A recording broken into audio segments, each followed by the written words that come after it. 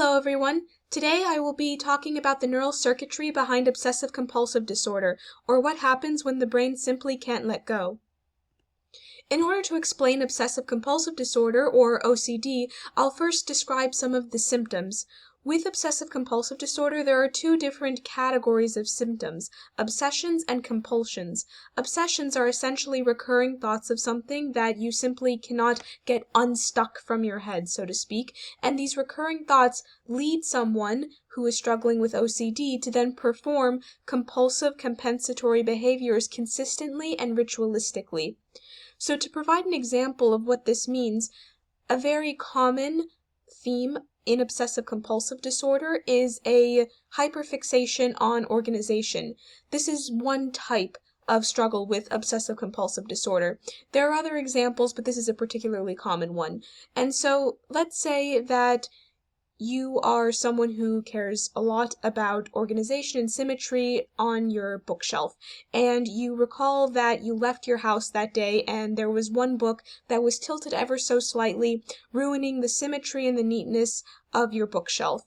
Most people, if they care about that at all, would think about it for 2 seconds and it would bother them for that short amount of time, and then they'd be able to continue with their day and forget about it. However, in OCD, what happens is it becomes a recurring thought, and so even as someone tries to put it out of their mind and tries to move on and not let it bother them, it'll continue to bother them. This is the recurring thought or obsession part of OCD. And so what happens in this case is you might try to put away the thought and get it out of your head and go about with your day, but eventually you won't be able to ignore that thought anymore, and someone with OCD would then rush to perform the compensatory action of fixing that book on their bookshelf. And this would be the only way to get an emotional sense of relief from the recurring thought. So with that, I'm going to dive in now to some of the actual neuroscience and the neural circuitry behind OCD. In order to do that, I'm going to have to introduce two different types of systems within the brain. First is the basal ganglia, which I'm going to cover pretty in depth now, and the second system I'm going to introduce is the reward system a little bit later in this presentation. And it'll make more sense later in this presentation why I need to introduce these two systems. But right now, let's start with the basal ganglia. So the basal ganglia is essentially this center within the brain, this network of nuclei that is responsible for fine-tuning and coordinating movement, but it also has complex roles in creating habits within the brain, as well as defining a lot of motivation and reward-like behaviors. So I'm just going to go ahead and point out a few structures within the basal ganglia. There are more, but for the purposes of this presentation, I chose to just highlight a few that might be important in understanding the mechanism behind OCD. So we'll go ahead and get started by pointing out the striatum. So the striatum is a very large compilation of nuclei within the basal ganglia, and it contains a few different functionally different groups, but essentially the overall function of it is to communicate with the cerebral cortex in order to initiate movement based on higher order decision making, and it also impacts reward encoding because the striatum also includes a structure called the nucleus accumbens, which is responsible for a lot of reward processing. The next structure that's important to be familiar with is the globus pallidus externus, and this is essentially like the output feature of the basal ganglia. So the basal ganglia will relay signals to increase the precision of movement and suppress undesired movements through the globus pallidus externus. The next structure that's important is the subthalamic nucleus, or the STN for short, and this is a structure that's important for promoting the inhibition of undesired movement, but it does so in a bit of an indirect way. So the subthalamic nucleus actually, and this can be somewhat confusing, but it actually sends excitatory signals to the globus pallidus internus. The reason why that results in the inhibition of undesired movements is that the subthalamic nucleus is actually sending excitatory signals to a region of the brain, the globus pallidus internus, that sends inhibitory signals. So it's essentially promoting the inhibition of undesired movement. The last region I'll cover is the substantia nigra. This is a region of the basal ganglia that is responsible for promoting movement and behaviors with dopaminergic neurons. And dopaminergic neurons are neurons that release a neurotransmitter called dopamine, which is responsible for reward and, in this case, promoting movements. And so the substantia nigra, therefore, is very important for increasing the precision of and fine-tuning movements, which is a pretty common functional theme within the basal ganglia.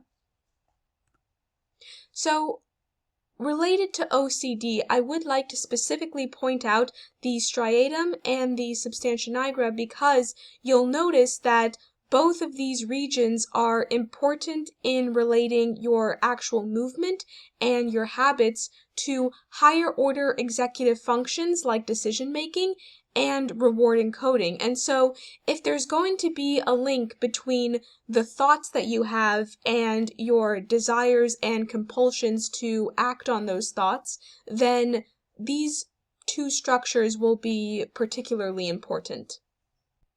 Alright, so then with that, I'm going to move on to explaining the mechanisms of the reward system within the brain. So the reward system is a pretty large, spread out, and dispersed region within the brain.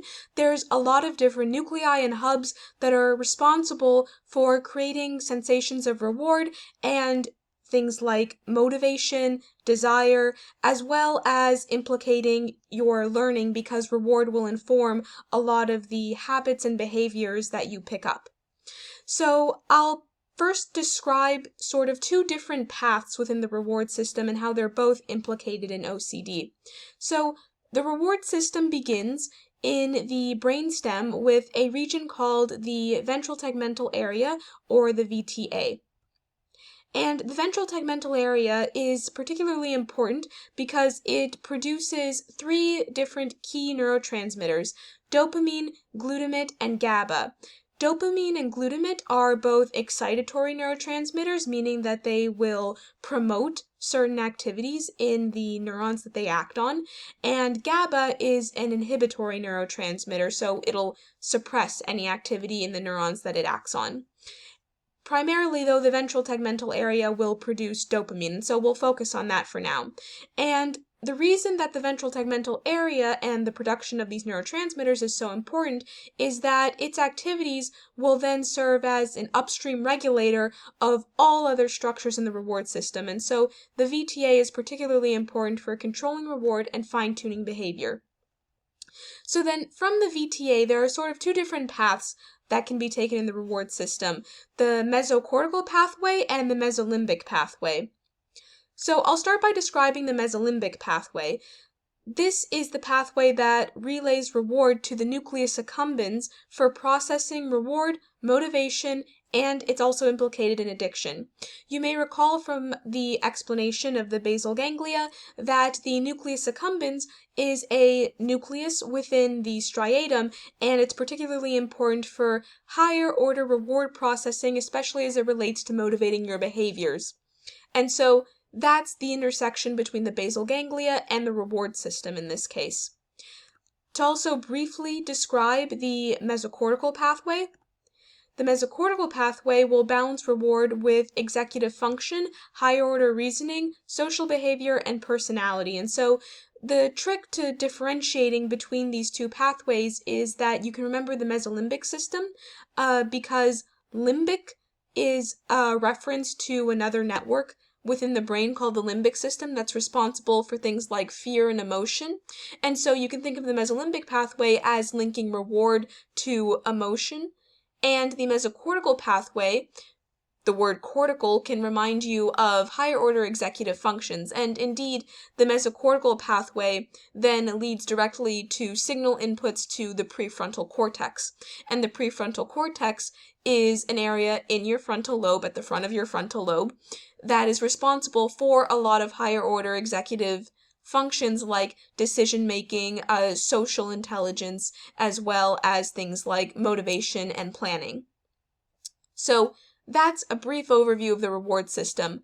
One more thing I would like to point out about the reward system is that you can see that a lot of structures we had covered earlier in the basal ganglia are also considered part of the reward system. And so the main takeaway from this overview of the reward system in the basal ganglia is that the reward system highly informs your behaviors, and your behaviors will highly inform then your reward system, and these two structures are essentially acting in a feedback loop so that your rewards and behaviors and your habits will be fine-tuned over time. So with that, I'd like to, with this background on the different anatomical structures involved in reward and behavior, I'd finally like to explain then how these structures are involved in the neuropathology of OCD. And so what OCD is it's essentially dysfunction within the feedback loop between the basal ganglia, the reward system, and the cerebral cortex. And so I'll go ahead and simplify that neural circuit a little bit here. So the cerebral cortex, for example, the prefrontal cortex, will relay signals and thoughts to the basal ganglia so that your thoughts and higher order reasoning can inform the behaviors and actions that you choose to take. And so in the case of obsessive-compulsive disorder, this is the obsession part of OCD, in which you have recurring thoughts and recurring thoughts and recurring thoughts that try to motivate your behaviors to take a compulsive and compensatory action. And so this is where the mesocortical loop comes into play, because this is essentially the loop between your cerebral cortex and your basal ganglia, which will inform your thoughts and how they influence your behaviors. So then from the cerebral cortex to the basal ganglia then of course has connections, as we covered, with the reward system. And so the way that the basal ganglia interacts with the reward system will essentially be the compulsive part of OCD, because the compulsion is the actual action itself that is compensatory and is a response to recurring thoughts. So once you perform this compensatory compulsory action, you will feel a sense of reward and relief. And that sense of reward and relief will motivate you to keep doing that compulsion in the future as a mechanism of achieving internal peace with these recurring thoughts. And so this is where we get to the mesolimbic loop, because your actions and your behaviors are going to interact with your emotions. You can only feel emotionally comfortable if you perform these compensatory actions. Furthermore, I'd like to highlight a little bit some of the other structures of the basal ganglia that we had covered: the globus pallidus, the substantia nigra, and the subthalamic nucleus. These are all involved in inhibiting unwanted movements, and in the case of the dopaminergic regions in the basal ganglia, promoting wanted movements. And so the interplay between the inhibition of unwanted movement and the promotion of wanted movement is going to change with OCD, because you're going to have a decreased ability to inhibit unwanted actions in the case of satisfying whatever recurring thought or compulsion you may have in the case of OCD. So then, additionally, I'd like to sort of circle it back and describe how this particular system makes up a larger feedback loop, because then the reward system will release dopamine upon the execution of the compulsive action. And so that rush of dopamine upon the execution of the compulsive action, like for example fixing that askew book on the bookshelf, will then inform the cerebral cortex to continue sending those recurring thoughts. And so that's how this entire system plays out within OCD. Okay, lastly, I'd like to cover some of the treatment options available for OCD, and I'd like to continue this analogy of the brain as a neural circuit, because the way that this neural circuit plays out will inform different types of treatment strategies. And so the first type of treatment strategy I'll cover is the medication-based one, and with medications, you're going to try to modulate the interactions between the cerebral cortex and the basal ganglia. In the case of OCD, one neurotransmitter other than dopamine that's particularly important is serotonin. Serotonin is largely known as a mood regulator neurotransmitter, and so in the case of OCD, your mood is going to be largely dependent on whether or not you have performed compensatory ritualistic behaviors as a response to recurring thoughts. And so serotonin is a really important neurotransmitter that's targeted in OCD, specifically with a medication or a class of medication called selective serotonin reuptake inhibitors. So I'll just briefly describe how selective serotonin reuptake inhibitors work. In the case of neurotransmission, you have a presynaptic neuron that is sending neurotransmitters into a gap called the synapse, and on the other side of the synapse, receiving those chemical signals, the neurotransmitters, is a postsynaptic neuron. And so what happens is the presynaptic neuron will send serotonin to the postsynaptic neuron, and some of the serotonin will end up binding to the postsynaptic neuron and triggering a response in the postsynaptic neuron if a certain amount of serotonin binds. But what often happens is there's remaining serotonin in the synapse that doesn't immediately bind, and often the presynaptic neuron that initially sent the serotonin will just reabsorb that excess remaining serotonin, and so as a result, not all of the serotonin is going to bind to the postsynaptic neuron, and you're not going to have as strong on average of a serotonin response in the brain, so to speak.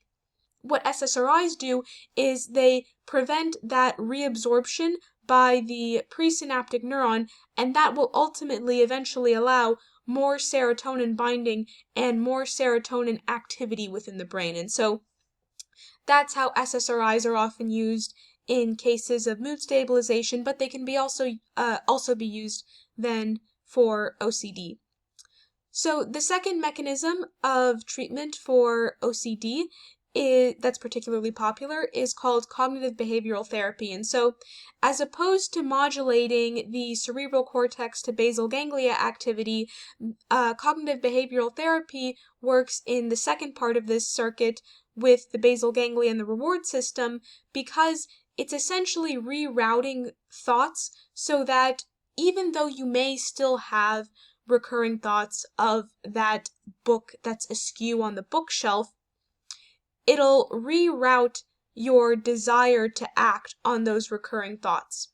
And so what CBT, as it's abbreviated, aims to do is eventually reduce the associated reward with the compensatory behavior that occurs with the recurring thought. And so it's essentially trying to limit your desire of feeling of reward upon succumbing to the recurring thought that's begging you to do a certain action. So thank you so much for listening to this lecture. I really hope that you learned something about OCD, and I'll see you guys in the next lecture.